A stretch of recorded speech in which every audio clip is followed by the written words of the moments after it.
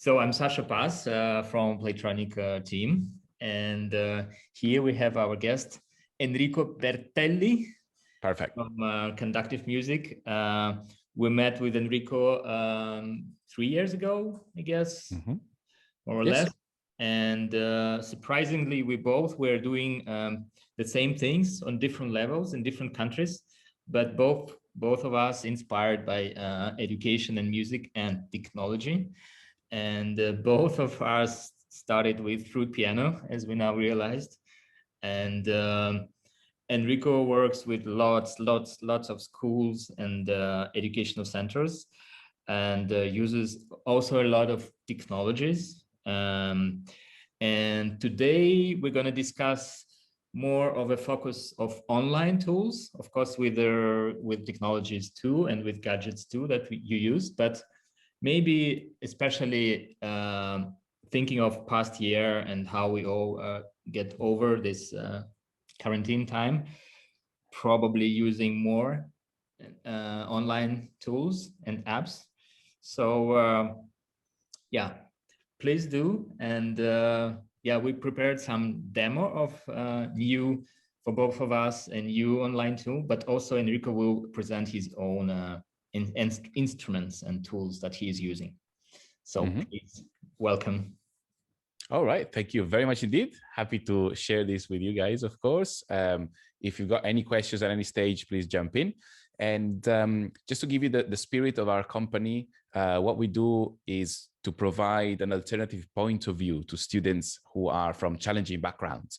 That means anybody with struggles with their learning curve. That means any sort of disability, social issues, economic issues, linguistic issues. And of course, some of these are permanent, like disability. Some of these are temporary. So for example, grief could cause a student to just completely fall out of love with education. And what we try to do is bring a device to them, show them that with a little bit of work, a little bit of focus, they can create something really cool. And sometimes we start with a device that is fully operational. For example, the Touch Me, just so we're all clear, this is the one we are talking about. There we go. And this is, I really enjoy working with this, with the early years. So that would be roughly 4, 5, and 6 year olds. We're going to school, we connect the machines. We use a synth called the dot piano. And it's beautiful because you don't talk only about music, you talk about posture, about breathing, about mindfulness. And you can see these little kids that normally, I don't know if you've ever been in a class of early years, but normally they cannot sit still and they could fall off the chair at any given moment. And it's just because they move, they're really not aware of their body yet. But when it comes to this, if you make them control their movement by gently changing their breathing, the way they look, and listening, so having that oral feedback, it's an amazing growth in about 3 minutes. Should I show the dot piano perhaps? Is that, yeah, should I go for it? Okay, let me load it, give you a second. And by the way, all of the machines that we use are browser-based, which means they run off the websites and nothing else. So the kids can continue working on them at home, on the school itself, and there's no limitations. We try to use things that work on tablets as well as what's it called, phones and everything else. But every time is a different battle. So let me see. Music-wise, let me share this with you. Okay, can you see a black screen, Sasha? No, I can see the copy. Oh, yes, you can still see me. Yes, sorry. There we go. Now you should see the black screen. And is the sound coming through, yeah? Yeah. So I really like this. I don't know if you can see me moving, but we challenge the kids to spot a color. That's the first thing. For example, I don't know, let's say red. They need to find the red and then hold it for as long as possible. Now, as a musician, this is incredibly easy. That's what we do. But to stay perfectly still like this, is not easy at all. So you see the kids moving about like this constantly, but after a while, they will start challenging themselves and find the balance. They also, we use what we call the arm piano, which is really cool. We try to give the touch me to two people. So each person holds one end, and then one person puts out the arm like this, and you can play the piano just by touching with one finger, two fingers, three fingers, and so forth. And if you're worried about COVID stuff, fair enough. But when it comes to touch within the schools, they tend to be organized within bubbles. That means that all of the year one and all the year two, usually they're part of one bubble. So they basically share equipment. It's kind of a compartment, if you wish, in a submarine. If one blows up, they have to isolate, but they did not share equipment nor spaces with perhaps the years 3 and 4. And this is something that happens quite often. Our workshops in the school, so after you tried it yourself one by one, and after you have touched somebody else's arm, and then of course the kids really like to play with the ears, with the chin, with the cheeks, with the feet. They work all the time. So we do a lot of experiment on which parts of the body will work, which will not. And it's really important for them to understand electricity as well, because we can teach the principles of electricity to a 5-year-old.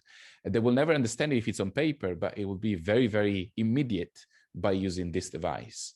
So we finish up the workshop by connecting the crocodile clips. So on the Touch Me, here you go. You got the connections, and you can just hold them if you wish. But the cool thing is, if you make a drawing with graphite on a paper, anything, any sort of drawing, as long as it reaches the edge of the paper. And at that stage, when you connect the paper through a crocodile clip, and by the way, this is what I mean when I say crocodile clip, these things here. There we go. When you connect them, you need one connected to the paper. That's going to be your negative.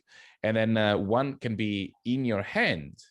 And then you can trace the paper with your finger. And depending on how far you are from the other crocodile clip, the graphite will determine. So when I say graphite is the pencil trace, will determine how high or low the melody will be. So they get to transform their drawing into something musical. And if I can just draw a quick parallel to an online app that, again, for early years, we use a lot, that would be the Chrome Music Lab, which I'm sharing with you right now.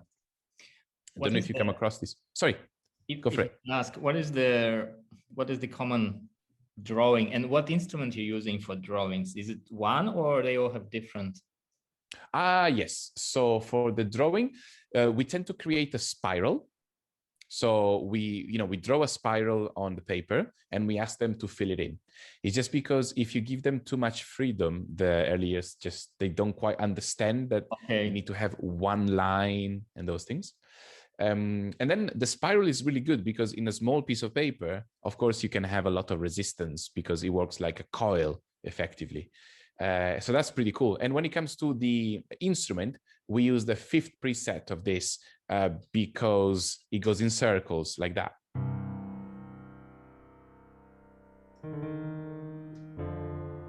I'm just using a keyboard at the moment, but it's the same principle. I know that it's not Touch Me playing. Yeah, we cannot do polyphony. But they really like the colors, and they really like the fact that you can record as well. So you can hit record and you create your loop.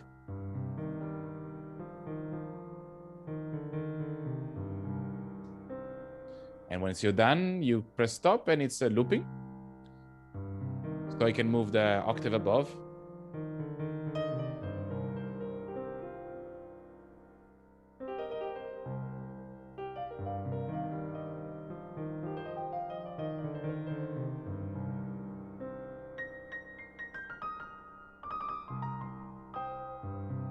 I'm going to connect the Touch Me right now, just a moment. Mm-hmm. And using the same loop, you should be able to play. If I spot the minor pentatonic, just a moment, it should be this one. That's the orange, that's the Touch Me.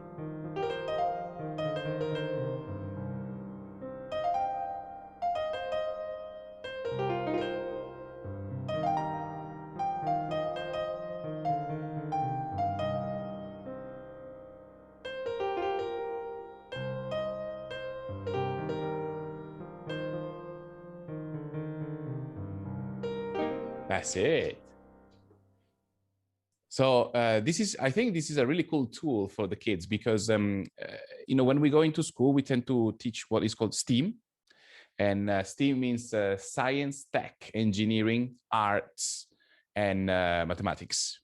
And we try to go in with we try to convince the teachers that STEM is not the way forward. STEAM is the way forward.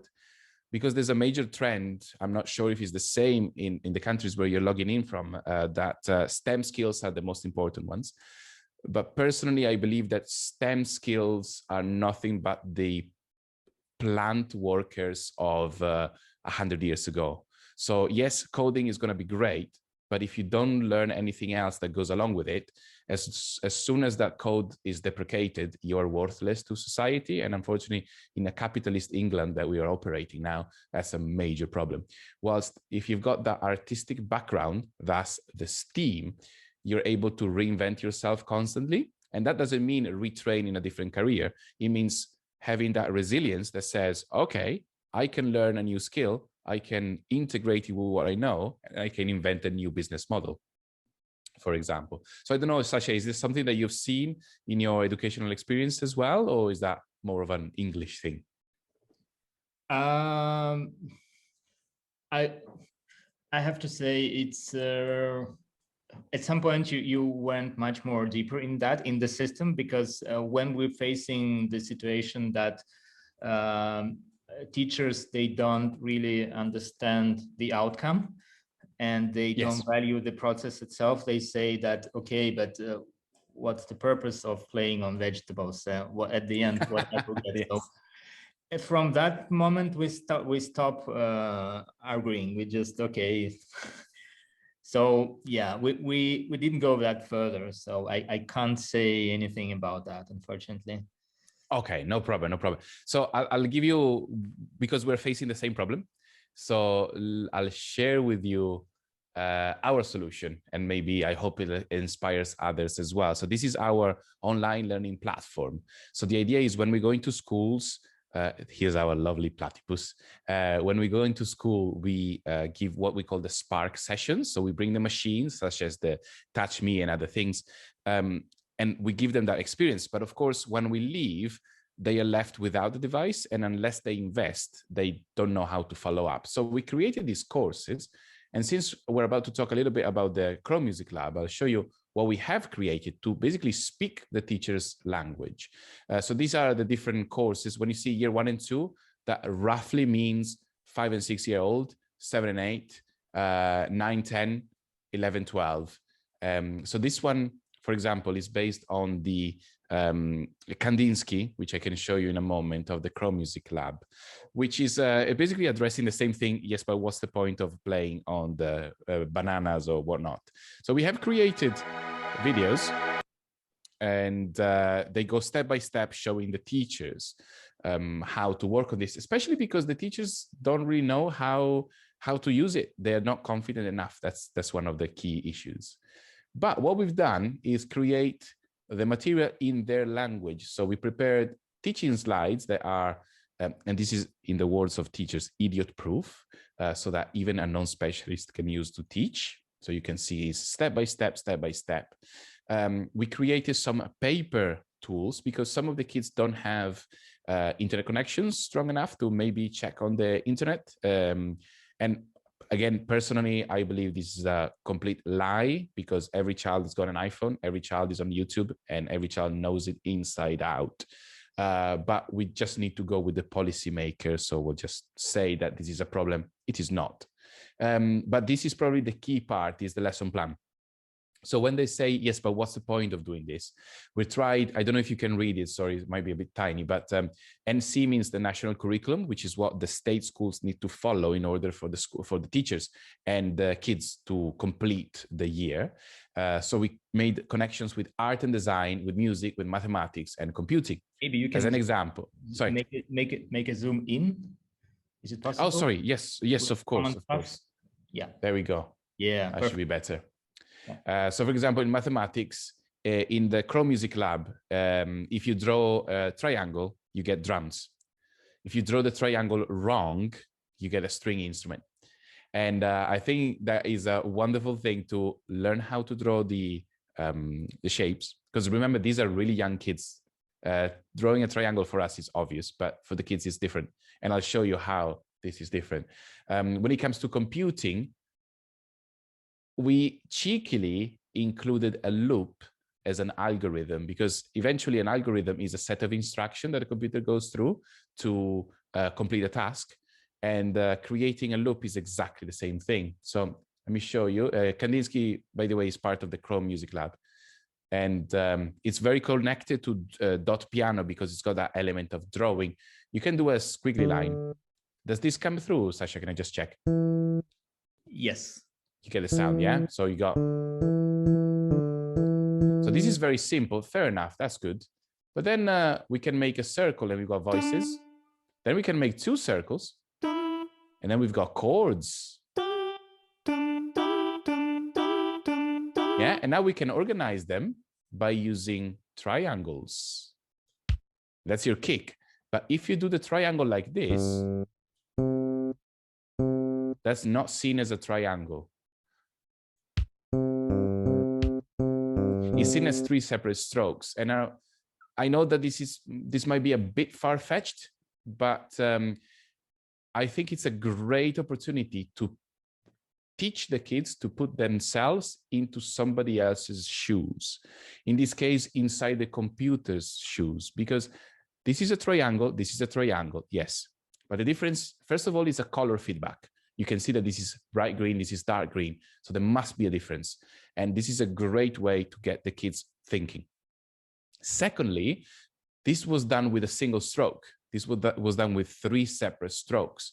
And then when it comes to the kids, they do not understand that other people belong to different bodies. It's a bit difficult to explain, but to them, they are the only thing existing. Everything else doesn't quite matter because lateral thinking is not developed yet, nor is empathy. I mean, for empathy, you're looking at late teenage years on average again. So understanding the difference between this and this is such an important thing to understand communication.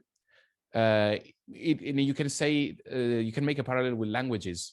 If I speak another language, all of a sudden, if I switch to Italian, it's perfectly obvious to me, but to you just log out. Makes sense. And once these are both triangles for the kid, this feedback, this immediate oral feedback, oh no, it looks like the Zoom is kicking you out. We might have to restart it. For the kids, that's going to be a completely different thing. So long story short, too much philosophy. Let me make some music. Let's make a Boots and Cats. There we go. Here's your Boots and Cats. And here's some synth voices.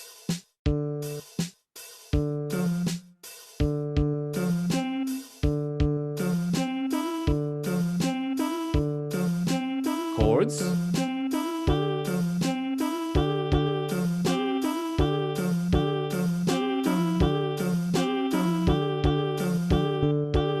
There we go. Change of sounds even.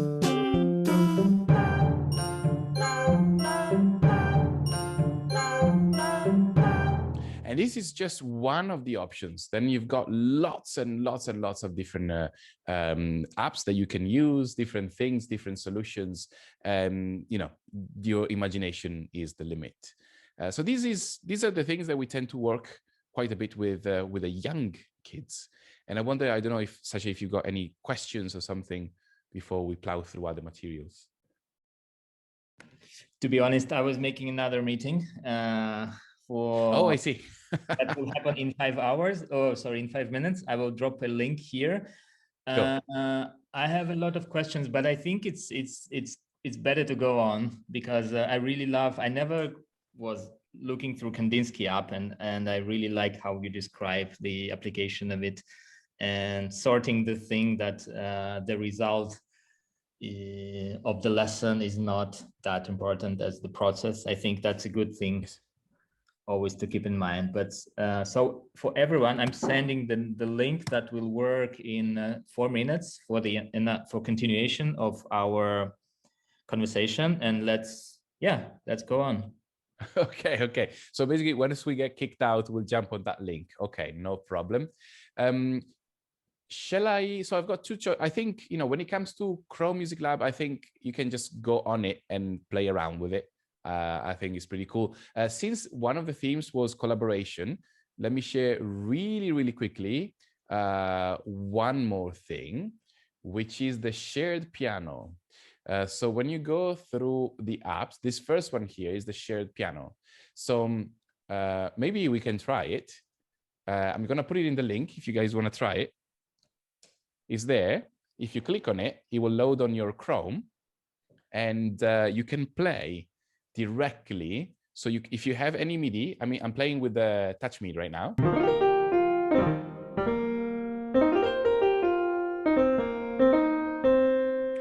You can play with a MIDI keyboard, which is the same that I played for you before. Oh, somebody's in. Lovely. Go for it, guys. Play, no problem.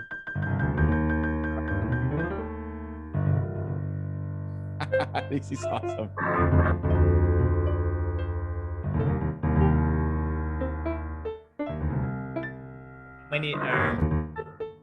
How many kids can you connect? Have you connected? So this is about 15.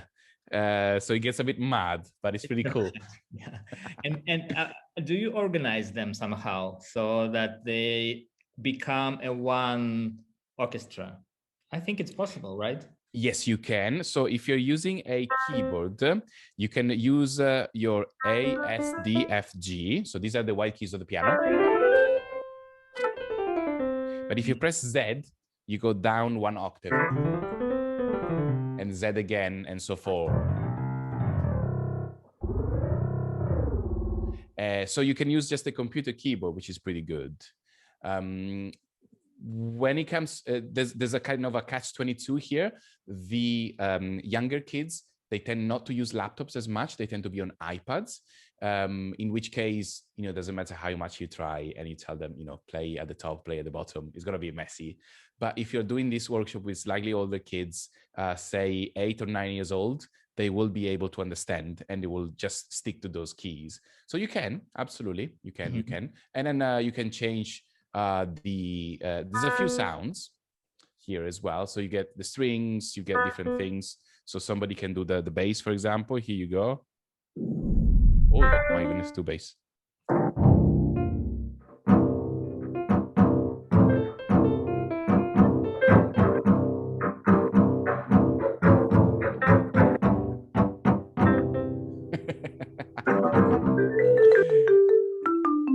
Oh, that's brilliant. Yeah. So you can have multiple sounds. So somebody just now played the marimba. That's brilliant. Also, when it comes to teaching, it's very important to keep the children safe. And as you can see, we don't know who's in, and it doesn't really matter because you cannot do anything bad, if that makes sense. But worst thing that you can do is not play. And it's incredibly easy, incredibly in real time as well. I mean, we tested it and it's pretty much there, pretty much really real time. This is pretty good. So I've got 2 follow-ups. Let me know which one you prefer. So one of the things that we like to teach is the Scratch Music Band, because it's a very popular coding platform. So we can do that. Or I can give you a very swift introduction to Microsoft Arcade, which is a 2D video game development platform. And we use that to create an interactive musical video game. So up to you. Well, if we go over so we started with the really small kids, and yes. I guess now we're going upper. So maybe we continue this. Sure. In that case, that will be Scratch. So yeah. I'm aware that we might be kicked out soon. There are 3 minutes left. Yeah. Shall we jump on to the other one, or do you want to wait here? Let's jump to the other one. So that's true. Okay. Perfect. Okay. So we'll click on the other one, and maybe guys, if you want to copy it, because once this is closed, I don't think you can retrieve it anymore. Okay, so I'm gonna pop out of this one, yeah? I'll see you on the new link. Yeah, I put it again in the chat. So Okie you dokie. can press on it and yeah. I will Fabulous. stay here. I know I should be there. Okay, so then I'm leaving. So I'll... Okie dokie. Okie dokie. Yeah. Perfect, perfect. Super. Awesome. Right. So let's say, you know, we've got these 4 notes. If you click on it, the piano shows up. I'm just going to make a C minor arpeggio, nothing special. So every time you click on the little cat, you got your arpeggios, yeah? Then you start adding another character. And the other character is going to be our drummer. This is something that we do with the kids aged 7 till 9, let's say 7 till 9. So I'm going to get a random sprite. That's boring. Let's get something else. If you click the star, you get a random one. Okay, so this knight here is going to be our drummer. So when you click the drummer, we're going to have drums. And again, I'm just going to use a very simple rock steady, it's called, or what you might know as the boots and cats. So it is a kick, snare, sorry, kick, hat, snare, hat. Sorry, open hats. There we go. And then when I click the knight, sorry, you get. Then we can loop it, and we can start making loops. You can also discuss the correct numbers. So 10 is not usually a number of repetition that we use in music. So multiples of 4, and you've got this up and running. Here you got your knife. I'm just clicking on the cat. And that's it. Now, let's say that I want a chord progression going through. Now, you can create another character. So I've got the zebra here. The zebra is going to play the synth or something like that. So I'm going to grab the events the same as you've seen earlier. So the sprite clicked, but I'm going to get it 3 times. 3 times. And actually, I'm going to do a little trick. So when the green flag, and in case you haven't used Scratch before, when the green flag is clicked, that's when the game is launched. We can set the instrument, not to the piano, but perhaps to the organ for this. And the reason for having 3 of these is that we now have 3 notes going on at the same time. So if I do a very simple progression, so I'm going to get 3 notes each. Sorry. So I'll try and do it as quickly as possible. And a 1 and a 2 and a 3. It's going to be quite boring, sorry, but so 2 beats. And you can duplicate these. So to read it in a musical way, you need to read 1, 2, and 3 notes together. So let's say that we get a bass, and this is going to be C, C, E, G, so that's a C major.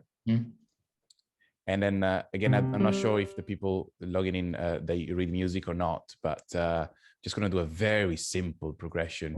In this case, whoa, that's going to be too low. There we go. We're going to do a G. Wow, that's low. Sorry, it's a bit too low, this one. There we go. Sounds good. And then we're going to do a 7th. In this case, sorry, a 2nd. Apologies if it is a bit of a gibberish language. This is kind of more of a music part. But when I click the zebra, we're going to have a 6-beat chord progression. It goes like that.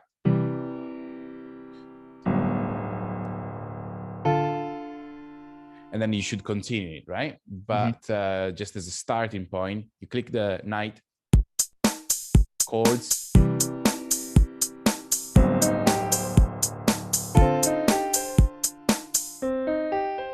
Now, that was a bit out of sync, right? So to connect the players, you can also ask the first of your players to send a message to the others. And in this case, it will be, I can broadcast a message at the beginning. Okay, so this guy is sending a message. And then, so the knight is the one with the biggest loop. Then I can say, when you get this sprite, so when you get the message, sorry, when I receive message 1, I want to play this little loop. And perhaps you want to wait a bit and then play it again. So you can put a rest. You can wait maybe for a full bar, which is 1 second, and then play it again. Now, if you are a teacher, the interesting part here is that this is not necessarily musical stuff, because when it comes to 0.25 of a beat, this is a quarter of a beat. So that's what we would call a 16th or a semiquaver. But it gives you an opportunity to speak maths. So you've got your decimals here, and you can connect a lot of maths and music things all together, which is quite interesting. And the final thing, I'm going to do the same exact change for this part. So I don't have to click the zebra anymore. Here we go. And it's just, the zebra is basically just waiting for the message. So the way the code is running at the moment is when I click on the night, the zebra and the cat will work at the same time. The zebra will go on for 6 beats, so a bar and a half, and the cat will play a bar, rest for a bar, and play the third bar as well. Here we go.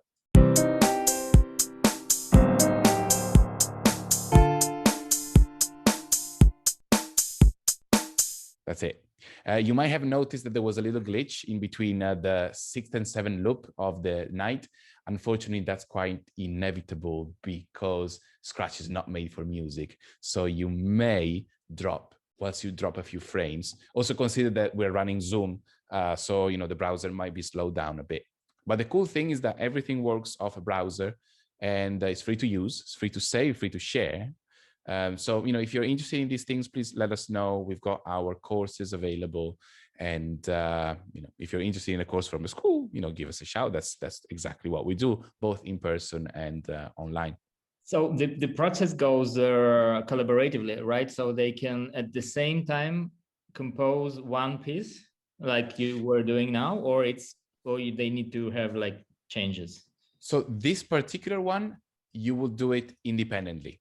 There is a degree of collaboration because we always ask the kids to work in pairs, but that's not really down to the software. It's the fact that you're physically sitting in 2 on the same computer. If you wanted to do a shared process, that's absolutely fine, but you're going to have to start from a patch, and then you can enter what is called a remix in Scratch, which means we're all given, think of it as a game engine. So we're given some tools or some Lego blocks, let's call them, and then we can recombine them in different way, hit save, and then share it once again. So it's not necessarily collaborative as in a Google Doc collaboration, because that is not happening yet, but it is shareable. So you can pick up from where somebody else has left off. Right. And then my another question, the goal of of each lesson is to compose something. Is there a guideline? Do you put any guidelines? Like you have Absolutely to create a song, or there is no guidelines? You have to do anything? Yes, no, that we have quite a few actually. So when it comes to a proper lesson in class, you are always looking at, on average, 3 learning outcomes. That's the tech talk, that's the teacher talk, let's say. So in this case, the first thing is polyphony, so or multi-instrumental appreciation. So you got the drums, you got the piano, and you got a third instrument. Then we're looking at a mathematical aspect, so a rhythmic subdivision. So you can call it a music outcome, but also a mathematical outcome. Because when it comes to 8 and 9 years olds, at least in England, they have just started approaching the decimal numbers, and they don't really understand them because they only count in certain multiples. So for example, they will know how to count in cents, like 10 cents, 20 cents, 30 cents, and so forth. They might be able to count in quarters, like 25, 50, 75, but they will not really understand how big 0.73 is as opposed to 0.68, something like that. So there's this parallel between the music subdivision, the rhythmic subdivision, and the mathematical one. So that's the second one. And the third is in terms of coding. So here you can choose whichever you prefer. But for me, the most important one is the linearity of the process. So from A to B, in other words, from an empty canvas to a musical loop, we need to go through these steps. If you skip a step, it's not going to work. It doesn't matter how much you cry, how much money you've got in your bank account, it's not going to work, full stop. So you need to focus it. And that's really interesting because you can troubleshoot. And whilst the kids with experience, they can troubleshoot by themselves because they've done it before. Those that see this for the first time might need a little bit more encouragement. But if we're teaching online, we tend to repeat the steps twice, leave the code on the screen exactly as I did, and also paste the instructions in the chat. Whilst if we teach in classroom, the strategy is to teach first and not provide any help for the first 3 to 5 minutes, depending on the difficulty of the task, because we want the kids to first work within their pairs and test it, then ask their peers, so the people sitting next, if they figure it out. And then if everything goes wrong, then they can help the teacher. Because the problem, actually, I mean, this is a personal choice, is that I see the teachers helping the kids far too much, and that does not develop resilience. Because I don't know if it was the same for you, Sasha, but when we were growing up, the computers were rubbish. If you wanted to play a game, you had to create the booting disk. You had to change the config sys and the autoexec.bat. And you know, and that was just to run one game on your 486 or Pentium 100. And now we have what we call the pot noodle culture, which is here's the pot noodle, here's the MSG, and here's the everything. You open the pot, you put the water in, everything is ready for you. And that's rubbish, because that, not that the pot noodles are rubbish necessarily, is that approach, because there's no thinking behind it, there's no creativity behind it. And that's why when we teach any of our projects, we're not too prescriptive. So yes, we want you to create a song, but we're not going to tell you which notes to put in. We're going to give you some guidelines, but you're going to have to choose and develop your taste, develop your skills. And if you make a rhythm that is not a 4/4 rhythm, that's not a mistake. That's actually something that we empower. Great. Yeah. So, I mean, if you've got any question, anybody in the chat wants to pop in with a question, more than happy to share anything. So far, no question. There is one more thing that you wanted to show, right? The top level of the top students. Yes. So this will be for the older kids. So let me load this for you. We start this coding at make code just coming up, sorry. There we go. So again, it's part of the STEAM approach. And here we go. We got quite a few. The microbit and the playground are two devices that actually are physical devices like the Touch Me. They can be coded, and the code that you make can be uploaded. I'm sure you know Minecraft. You can create a mod to the game. Similar thing, Lego, the Legos that move, and Q is a little robot and a PCB here, but the main character is this. When you go inside the game, you've got a Game Boy looking thing. You've got your menu and your code. You can see it's very connected to Scratch. It's a very similar process, but this one is really to create a game. So I'm gonna fly through the first parts of the code. We can create a character by using pixel art, or we can just select one. We can move our little character and it will appear on the screen right now. And I can already move it. So you can use the joystick by moving the mouse. If you're an iPad, you just use your fingers, or I'm using the computer keys right now to move about. We can create a little background on this. And again, you will see in a handful of minutes that this is going to become a musical video game. So this is just a simple canvas. I'm going to make it into a little dungeon. And the kids can create this in minutes, really. It depends how familiar they are with the code, but it's very intuitive. they tend to complain a lot. That's what kids tend to do because they know that teachers will help, but we try not to help unless it's necessary. So, when a kid is asking a question too often or too soon, not too often, sorry, let me rephrase that. When he's asking a question too soon, my answer is, are you bleeding? No. In that case, you don't need my help.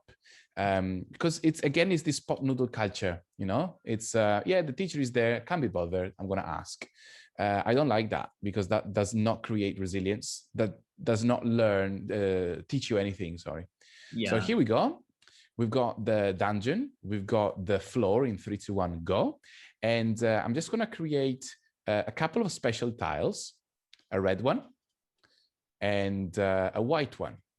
Actually, not a white one, sorry, a red one and an orange one. I'll explain why these two colors in a minute. So we've got them. It's just the same with kids with our inside our workshops. It's the same. I prefer to make them like different roles. So someone is always playing this role, like holding two parts and saying, "Oh, I can't do." So yeah, yes. Asking for help constantly. Yes. Yeah. That's the issue, isn't it? Okay. So at the moment, we are going to shoot something. So we're going to create a projectile. And at this stage, by the way, of course, I'm flying through the concept, the content, because this normally takes about 2 hours. This workshop is going to take about 30 seconds instead. So at this stage, this is Vx and Vy, so vertical and horizontal velocities. But let's say that I want to shoot upwards.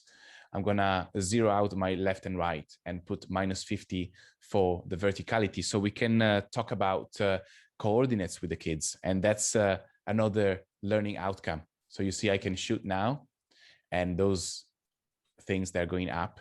Now I'm going to create a little collision. So when you hit the red tile, you're going to want to hear a C note. So when the projectile overlaps with the red, we're going to want to destroy that one. There we go. And we're going to want to play a note. So that's going to be a simple note C. I'm going to make a copy of this and do the exact same thing for the orange. Change it to a D.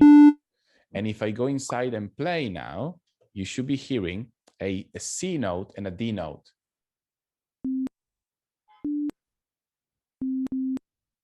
Did it come through? Yeah. Okay. And now, instead of a C note, for example, you could have an entire loop, because the loops work exactly the same way. So you can have 4 notes here and then a little melody. Mm-hmm.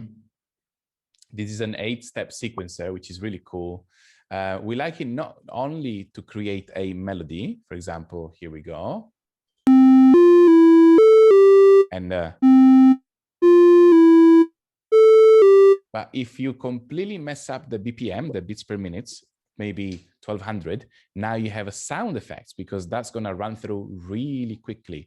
So if I play the red note, it's going to play the C 4 times and then the little sound effect.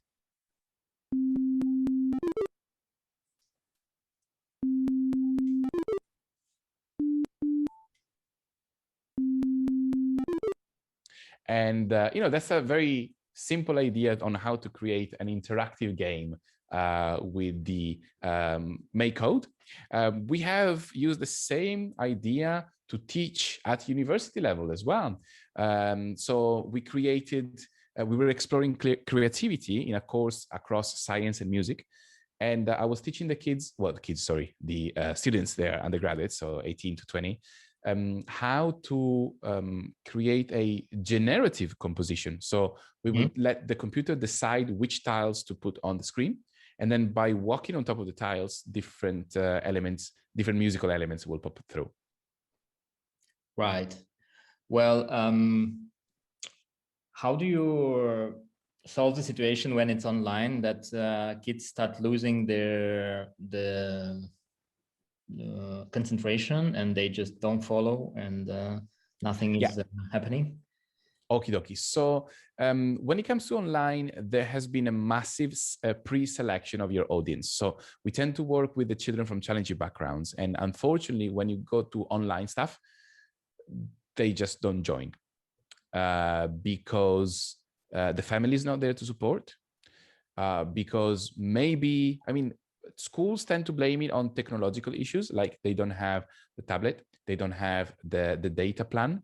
From what we have seen is incredibly false, because one of the poorest schools that we work with, it's here in East London. I mean, I'm not going to name them for privacy, but you can trust us. It is. We follow the index of multiple deprivation, which is a part of the census in England. They are on the bottom 10% of the country. And out of one school only, we had 361 children logging in. So that's got nothing to do with technology, right? Everybody's got the technology. You just need supportive teachers and supportive parents, regardless to the size of your bank account. So when it comes to supporting the kids, we try to teach by giving the instructions at full speed, as we would do in school, and asking you not to do anything. So just sit down and listen. Then the second time, we would do it slow down to do it in real time. And at that moment, we would have already sent the high achievers, so the faster students, to work independently. So pretty much if you sit down and listen, then you can walk off, do your stuff, and then come back in 5. If you didn't understand, you can sit with us and do it thoroughly. At the same time, we have a teaching assistant that actually types up all the instructions, because some kids are less visual, more text-based, so they can follow those instructions as well.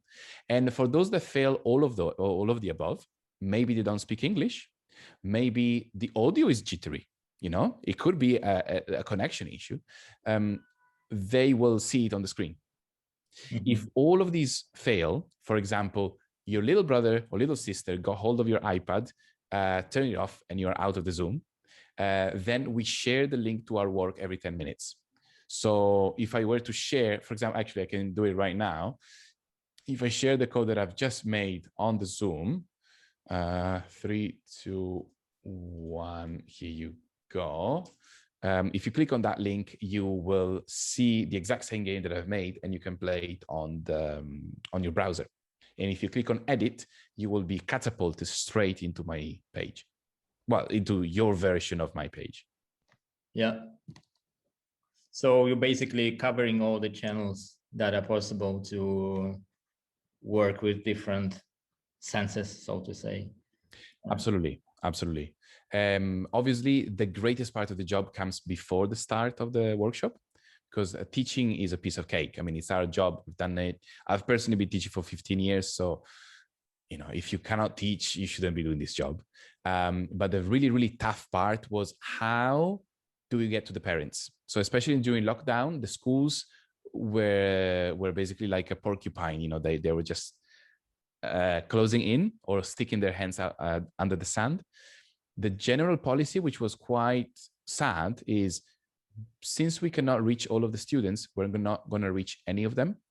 And we had many schools sending out paper packs, but you can imagine if you send out paper packs to 8, 9, 7-year-olds, it's just going to go straight to the bin. Some schools were posting content online, which was absolutely amazing. And some schools kept doing Zoom sessions. In some regions of the country, Zoom was completely banned because at the beginning of the lockdown, there was this rumor of the Zoom being, Zoom bombings and all of that. But if you believe in those things, you might as well believe in the flat Earth theories. Is the same thing. The reason why the Zoom bombings happen is because teachers were posting the links on Facebook, and then everybody can access it. But we've worked with WebEx, Teams, Google Meets, and Zoom.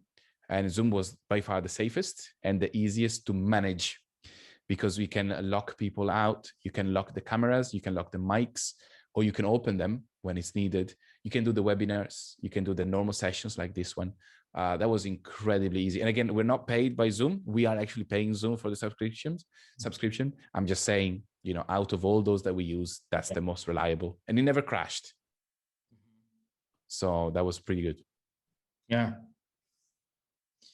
All right. Secondary. Oh, sorry, we got a question there. Yes, we have quite a bit. When it goes in secondary, so here secondary school starts at year 7.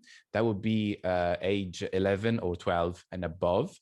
So we do quite a lot of projects with them, mostly for music composition. So we use a software called BandLab, and we teach them from the most basic things like loop arrangement. So we use loops that are built in. If you haven't used BandLab, it's basically a browser-based version of GarageBand, which is free. And the reason why we use that is because, first of all, we don't like corporations. So we don't like using GarageBand because, of course, it's Apple, or Soundtrap because it's Spotify. So that's a big no-no for us. We want to use everything completely free. And if there is a new DAW, digital audio workstation, coming out, then we'll do that. We'll use it. If it's better, we'll approach it, and we'll try to share the best information with schools. The video game platform that I've just shared with you is also very good for secondary schools. All we would do is beef up the content, means to make it, go more in depth, go faster in a way. But the cool thing when you use these new technologies is that an 8-year-old, I was going to say 4 is too young, an 8-year-old and an 18-year-old will have pretty much the same pace. The courses I teach at university are pretty much the same that I teach to the year 4. And the reason for this is because people tend not to have any background. So when you go into school and you do the workshop that I just showed you, you expect them to speak English, you expect them to have a certain level of maths. But when it comes to coding, generally they have zero experience. Even if they did learn it for 3, 4, 5 years, you can pretty much write that experience off because the teachers are very highly unlikely to know this. And again, I'm not talking about private schools. I'm not talking about international schools. I'm talking about low-funded state schools. So this is the situation that we deal with, and the type of kids whose mom and dad are not a developer for, they don't know what GitHub is. They are working at a supermarket. They are working at, there's nothing wrong with that, but I'm just trying to say, they don't come home on a Saturday and they say, oh, look, I've got this new open source synth. Shall we solder it together? That's not the same type of people that we deal with, right? So we cannot leverage that background knowledge. So a undergraduate student in his 18 or 19 years old and a 9-year-old student will be pretty much starting at the same level. And even though, yes, it's true, they will learn faster, because of course, as adults, we have a method in theory, they will be slowed down by the preconcepts. And usually it is, oh my goodness, maths is hard, I can't do it. That's the first problem. The second one is code is hard, I've never done it before, I'm scared. And the third is I'm too shy to ask questions. So if you put this into account, the speed of learning of an 18-year-old is exactly the same as an 8-year-old in this specific field, in the STEAM field. In other things, it might be different, but I can only talk from my expertise. Right. So I have a question. You've been traveling with workshops around the world, right? And I'm curious to see. So all this goes everywhere. Like mostly, they technologically they have enough equipment to do these lessons. Or you faced sometimes the problem when there was like nothing, and you're right. What was your strategy then? Okay. So obviously we try to investigate the matter before we show up, and to just make clear that everything works. In England, usually they do have enough. It's not going to be good quality all the time. It's going to be quite headache inducing, but it should be fine. The main problem that we face in England is when websites are blocked. So this is one of the big issues, especially when schools outsource their IT management, the websites are blocked by default. So it's not like there is a inappropriate website that you require to be blocked. Everything is blocked by default and you need to unblock stuff. So for example, you know, the short links like bit.ly or Owly or whatever you use, they tend to be blocked in many institutions. And unfortunately, we use those for our feedback forms, for our lesson plans and everything, because it makes it much easier to get to. And that's one of the issues. In other countries, it's a mixed bag. Every time is different. So we taught a lot in France. Some were pretty good. Some had very little, but every tried their very, very best. So my experience is from the Occitanie, so Toulouse and Southwest in general. So that was quite good. Italy, I'm not even trying. I mean, I grew up there and it's just too much. But in Italy, we work with the European Council of High Achievers. So that would be, it's like the Mensa association, but for kids. And I'm actually teaching there next week. So we're doing the musical video games that I've just shared with you. And that's amazing. But that's a selected group of kids that come from all over the country. And finally, in other countries, it really depends. For example, in Hong Kong, I teach at an international school, which is armed to the teeth. Every kid has got its own MacBook Air. So everything works. But we also did sessions in state schools, where it's a completely different story. And perhaps a surprising thing, we work in about 15 universities in Japan. And that's probably the worst when it comes to technology. Even, you know, if the stereotype is all advanced stuff, no, it's not. When it comes to education, they're really, really behind, not just in terms of number and quality of education, of devices, but also in average digital literacy. That was a big challenge,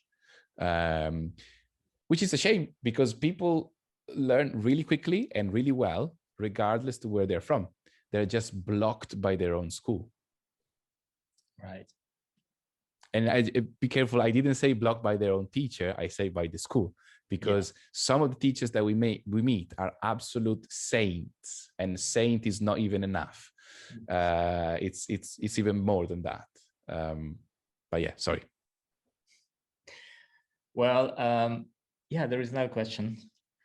Do you have any other browser-based instruments, creative tools that you like to use with your students? Yes. So BandLab is the main one. So I'll write them in the chat. I think it's the easiest. BandLab. So this is a very good DAW. It means that you can make music with it, like GarageBand. And for younger kids, I like to use Patatap. Patatap is amazing. It is. And actually, that's a Japanese. So you see, Japanese has just contradicted me. Very good. No, I like French. that. It's French. Is it French? Oh. The guy who did the design he's French, and the guy who did the sound design, it's a couple, American guy and Japanese woman. They live in Japan. Yeah. Okay, so I was not totally wrong. No. Okay, that's good. That's good. So Patatap is one, and then the other two is Typatone and Type Drummer. So these are musical ones in particular. So just in case, if you haven't seen Patatap, I'm checking the timer on the Zoom. I'll be quicker. 20 seconds. We'll do it. Here we go. Let me share it. Can you see it? Yeah. Do it better. 3, 2, 1, go. So this transforms your keyboard into visuals and sounds.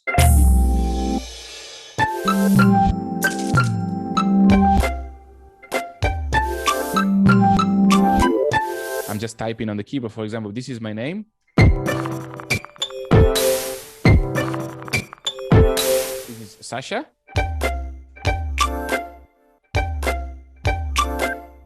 And then you can change the preset with the space bar. So this is my new name. But you can also do polyphony.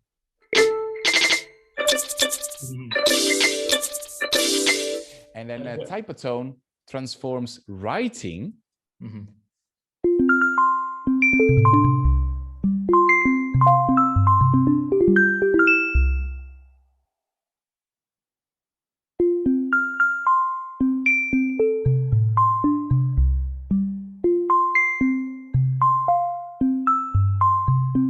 it's pretty awesome, I have to say. Yeah. Again, these are not things that we designed. They're just things that, we like to use. we specialize in teaching with these designs. I couldn't imagine that Patatab can be used to teaching because it's so random and it's so improvisational. And I actually never thought of typing names there. It's good for spellings and for phonics as well. It's really good. All right. Is it something, because it's not written there, is it something that you invented, that you created, this workflow? Yeah. The lesson plans we invent. Yes. All right, guys. We have less than a minute, so I hope we're gonna be kicked out. And Enrico, you are a very great speaker and so much interesting information to learn. Thank you very much. And I will share the video file, and I hope many people will see that and will be inspired to do so. Absolutely. And, yeah, please contact Conductive Music, Enrico Bertelli, Playtronica. Thank you very much for having us. Yeah. Have a good weekend. And likewise to you all. Always happy for questions and obviously happy to collaborate with you guys anytime. Cool. All right. Cheers. Thank you all for listening and for watching. Thank you so much. Thank you. Bye. Yes. Bye-bye. Bye-bye.